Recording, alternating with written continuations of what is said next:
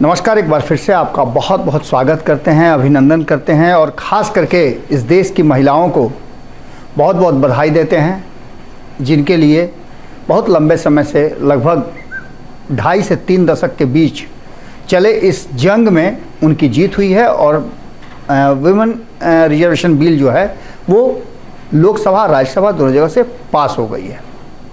अब ये बिल लागू होगी, लेकिन इन सब के बीच में जो केंद्रीय स्तर पर चीज़ें हो रही हैं और जो राज्य के स्तर पर हो रही हैं उसमें काफ़ी कुछ राजनीतिक उथल पुथल के संकेत मिल रहे हैं। ऐसा ही एक संकेत है कि आज से 13-14 महीने बनी सरकार अब एक बार फिर से असमंजस की स्थिति में आ गई है। कोशिश तो यही है नीतीश कुमार की कि वो ये दिखाने की कोशिश करें कि सब कुछ ठीक ठाक है। तेजस्वी यादव भी नीतीश कुमार के साथ सहज होने का भाव प्रकट कर रहे हैं, लेकिन जो चीज़ें सामने आ रही हैं, खास करके जब महाराष्ट्र की बैठक हुई और उस बैठक में जब कमेटी का गठन हुआ उसके बाद से नीतीश कुमार के भाव बदले हुए हैं और उन्होंने इस बीच में कई ऐसे एक्ट किए हैं जिसको लेकर के कहा यह जा रहा है कि नीतीश कुमार असंतुष्ट हैं, नाराज़ हैं और वो अपने लिए एक नए विकल्प की तलाश शुरू कर चुके हैं। खैर, इन सारी बातों के बीच में सबसे जो महत्वपूर्ण सवाल खड़ा होता है वो सवाल है कि क्या तेजस्वी यादव के साथ एक बार फिर से धोखा होगा। हम तेजस्वी यादव के साथ धोखा इसलिए कह रहे हैं कि ये पहल नीतीश कुमार ने किया और लालच बहुत बुरी चीज़ है। लालच में आकर के तेजस्वी यादव ने नीतीश कुमार के साथ जो नया गठबंधन बनाया, जो उनसे एक बार धोखा खाने के बाद दोबारा आना स्वीकार किया, ये तेजस्वी यादव की नासमझी गलती हो सकती है अगर नीतीश कुमार एक बार फिर से उनका हाथ झटक करके बाहर हो जाए। तो इसकी संभावनाएं हम इसलिए बता रहे हैं कि लगातार चर्चाएं चल रही हैं कि नीतीश कुमार इस गठबंधन से संतुष्ट नहीं हैं और इस गठबंधन में उनकी बातें नहीं चल रही हैं, इसके कारण और ज़्यादा असंतुष्ट दिख रहे हैं। हालांकि नीतीश कुमार लगातार किसी पद को नहीं लेने की बात कह रहे हैं, लेकिन ऐसा वो कहते हैं लेकिन करते नहीं हैं। नीतीश कुमार यहाँ तक कि अगर उन्हें पाला बदलना होता है तब भी वो कहते नहीं हैं, सीधे बदल लेते हैं। अब जो वर्तमान परिस्थितियाँ बनी हैं उसमें बहुत सारी ऐसी बातें नज़र आ रही हैं जिसमें ऐसा लग रहा है कि तेजस्वी यादव के साथ एक बार फिर से धोखा हो सकता है, क्योंकि नीतीश कुमार की शर्तों पर नरेंद्र मोदी ने ताल ठोक दिया है। अब आपको लगता होगा कि आखिर ये है क्या, तो इसमें दो छोटी छोटी बातें हैं जो बहुत बड़ी होने जा रही हैं 2024 के चुनाव में। आपने ये तो सुन लिया होगा कि महिला रिजर्वेशन बिल पास हो गया है। इस पर नीतीश कुमार की जो प्रतिक्रिया आई है वो हम आपको उसका शॉर्ट फॉर्म सुनाते हैं, बाकी आप उनके सोशल अकाउंट्स पे देख सकते हैं। उन्होंने लिखा है कि we welcome the introduction of the women's reservation bill in the parliament. We have been advocating and taking initiative to ensure women's empowerment for a long time and have taken many historical steps in Bihar। वास्तव में ऐसा हुआ है। नीतीश कुमार ने जो समय समय पर विमेन एम्पावरमेंट के लिए जो काम किया है वो साफ नज़र आ रहा है। आप पुलिस विभाग में देखें, महिलाओं की संख्या बहुत ज़्यादा आपको नज़र आएंगी। आप शिक्षकों के क्षेत्र में जाएं तो शिक्षा के क्षेत्र में भी महिलाओं को 50% आरक्षण दे करके नीतीश कुमार ने पहले से ही अपना सब कुछ कर दिया है। उन 10 राज्यों में नीतीश कुमार शामिल होते हैं जिन 10 राज्यों ने आरक्षण को सबसे पहले लागू किया और आरक्षण अधिक से अधिक दिया है। जो चीज़ें तथ्य हमारे पास है उसमें 2006 से ये शुरुआत हुई थी और 2006 में पंचायती राज संस्थाओं में महिलाओं को आरक्षण दिया गया है, तो वहीं नगर निकाय में भी महिलाओं को 50% आरक्षण प्राप्त है। अगर आप पंचायती दायरे में रहते हैं तब भी आपको पता होगा कि वहाँ 50% आपके पंचायत में महिलाएं जनप्रतिनिधि चुनी जा रही हैं, तो वहीं नगर निकाय में भी यही हो रहा है। इसके साथ साथ शिक्षक नियोजन में भी 2006 से महिलाओं को रिजर्वेशन दिया जा रहा है 50%, तो वहीं नौकरियों में भी 2016 से 35% आरक्षण दिया जा रहा है। जबकि एडमिशन हो मेडिकल का, इंजीनियरिंग का, तो यहाँ भी 33% आरक्षण की व्यवस्था पहले से ही नीतीश कुमार ने करके रखा है। अब इन सारी बातों को लेकर के दावा ललन सिंह भी कर रहे हैं कि हम तो पहले से ही कर रहे थे, इसलिए हम समर्थन कर रहे हैं। लेकिन यहाँ एक बड़ा ट्विस्ट है, क्या इससे पहले नहीं हो रहा था सब कुछ? क्या इससे पहले कुछ ऐसी बातें नहीं केंद्र सरकार कर रही थी जिसका समर्थन किया जाए? क्या एक साल में ऐसा कुछ भी नहीं हुआ है? नीतीश कुमार ने अचानक से पाला बदला है और ये बात साफ नजर आ रही है। ये अच्छी बात है कि नीतीश कुमार ने बहुत पहले 2006 में ही ये सब कुछ लागू कर दिया था और उनके पास ये वैलिड कारण भी है। वो ये कह सकते हैं कि हमने पहले लागू किया है इसलिए हम इसका समर्थन करते हैं। कांग्रेस भी समर्थन कर रही है, लेकिन उनके सहयोगी लालू प्रसाद, राबड़ी देवी और तेजस्वी यादव क्या कर रहे हैं? और भी कई दल हैं, वो क्या कर रहे हैं?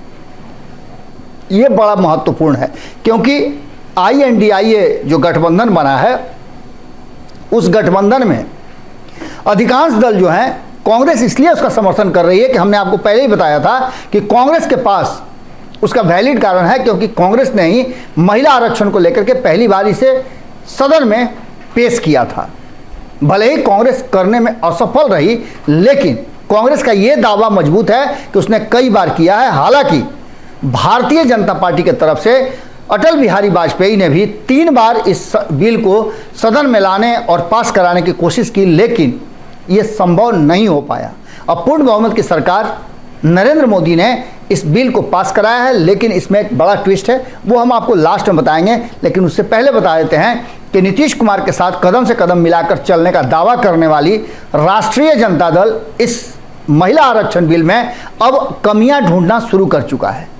पहली कमी तो ये राबड़ी देवी ने खोजा है कि इसमें OBC और EBC के लिए आरक्षण कहां है, क्योंकि इस आरक्षण के तहत जो 33% आरक्षण देने की बात कही जा रही है, उसमें जो उप आरक्षण की बात है SC और ST के लिए, वो भी करने की बात की जा रही है। जैसे आप बिहार की ही बात ले लीजिए, हमने आपको कल भी समझाया था कि बिहार में 7 सीटें हैं SC ST के लिए, उसमें महिला आरक्षण 2 और 3 सीटों के आसपास हो जाता है। 33% 7 सीटों में से आप कहेंगे देखेंगे तो उसमें 2 या 3 सीटें संभवतः होती हैं, तो वहाँ उनके लिए SC ST के लिए तो है, लेकिन OBC EBC के लिए कहाँ है? इस सवाल को खड़ा करते हुए कहीं ना कहीं राबड़ी देवी ने अपनी बात रखी है और उनका समर्थन लालू प्रसाद ने किया है। इसके साथ साथ राबड़ी देवी ने एक और महत्वपूर्ण सवाल खड़ा किया है, वो भी हम आपको बाद में बताएंगे। पहले हम आपको बता देते हैं कि इस पूरे मामले पर तेजस्वी यादव ने अपनी चुप्पी साध रखी है। तेजस्वी यादव की टीम बहुत तरह की बातें कह रही है, भारतीय जनता पार्टी जश्न मना रही है। वहीं RLJD के तरफ से भी हमने आपको दिखाया, हमने आपको ये भी दिखलाया कि भारतीय जनता पार्टी क्या कर रही है। रंग गुलाल उड़ रहे हैं, महिलाएं सड़क पर उतर गई हैं और महिला एम्पावरमेंट को लेकर के काफ़ी खुश नजर आ रही हैं। हमने RLJD की नेता से भी बातचीत किया, उर्मिला पटेल से। आपने देखा होगा कि रत्नेश ने जब बातचीत किया तो उन्होंने बड़ी खुशी जाहिर की और एक दूसरे को गुलाल लगा करके उन्होंने खुशी जाहिर की। इसके साथ साथ महिलाओं के लगातार फ़ोन आ रहे हैं, सुहेली मेहता ने भी अपनी बात रखी है। और ये सब कुछ देख करके ऐसा लगता है कि कहीं ना कहीं नरेंद्र मोदी के इस स्टेप से एक तरफ जहां महिलाएं खुश हैं, तो वहीं दूसरी तरफ इससे नीतीश कुमार भी खुश हैं और एक स्टेप दोनों आगे बढ़े हैं। G20 में पहला स्टेप था और इसके बाद दूसरा स्टेप हुआ है। अभी UCC और भी बिल जो हैं वो आने बाकी हैं। इसके अलावा और भी कई चीज़ें हैं जो सामने आएंगी, लेकिन सबसे बड़ी बात जिस पर उंगली उठाई जा रही है वो ये है कि नरेंद्र मोदी जातीय जनगणना से डर करके ये सब कुछ कर रहे हैं। राबड़ी देवी ने इस सवाल को उठाया है और यही नहीं, नीतीश कुमार ने भी इस बात को रखा है कि जातीय जनगणना के डर से, यही बात कहीं ना कहीं ललन सिंह ने भी कहा है कि जातीय जनगणना के कारण इस पर कहीं ना कहीं केंद्र सरकार या भारतीय जनता पार्टी को एक्शन लेना पड़ा है और जल्दबाजी में इसे करना पड़ा है। यही नहीं, इसके बाद इस बात पर भी सवाल खड़े हो रहे हैं कि अगर ये बिल पास हो गया है तो 2024 में क्यों नहीं। यहां भारतीय जनता पार्टी अपने पार्टी के अंदर टूट को देख रही है कि अगर वो 2024 से इसे लागू कर देती है तो उसकी पार्टी में जबरदस्त टूट होगी, क्योंकि जो अभी वर्तमान विधायक हैं, माफ़ कीजिएगा, वर्तमान जो एमपी हैं, वो कहीं ना कहीं नाराज हो जाएंगे और ऐसी स्थिति में नरेंद्र मोदी के लिए मुश्किल हो जाएगी। अगर बिहार में ये लागू हो जाता है तो आप मान के चलिए कि करीब 12 से 13 सीटें उधर चली जाएंगी और ऐसी स्थिति में काफ़ी मुश्किलें होंगी। कैसे एडजस्टमेंट होगा?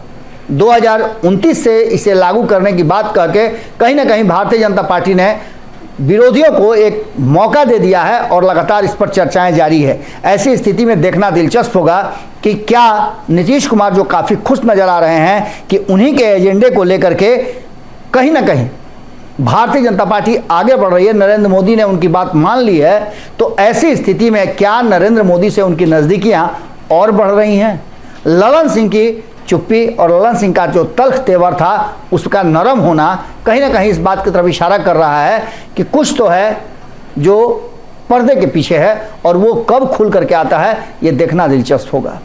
जुड़े रहिए भारत लाइव के साथ। एक बड़ी खबर हम इसके बाद लेकर के आएंगे। अभी गेम समझिए में जो हमने बताया उस पर आप चिंतन मंथन जरूर कीजिएगा और अपने कमेंट बॉक्स में अपनी राय रखिएगा। लेकिन इसके बाद जो खबर हम लेकर के आ रहे हैं वो काफ़ी विस्फोटक खबर है, जिस खबर ने एक बार फिर से एनडीए और इंडिया गठबंधन को हिला करके रख दिया है। हम जल्दी ही लेकर के आते हैं। बहुत बहुत धन्यवाद, नमस्कार। अगर ये वीडियो पसंद आई और वह बिहार के राजनीति और बिहारियत से सरोकार रखेनी तो सब्सक्राइब बटन दबा के चैनल के सब्सक्राइब कर ली। ओजे एगो घंटी बा, ओकरा बटन दबा देला से कुल सटीक और मारक खबर रुआ मुफ्त में मिल जाई। अगर रुआ पत्रकारिता के हमनी के नया प्रयोग में सहयोग कर चाहतानी तो ज्वाइन बटन दबा दी। पेटीएम नंबर नोट कर ली 9386816700। धन्यवाद।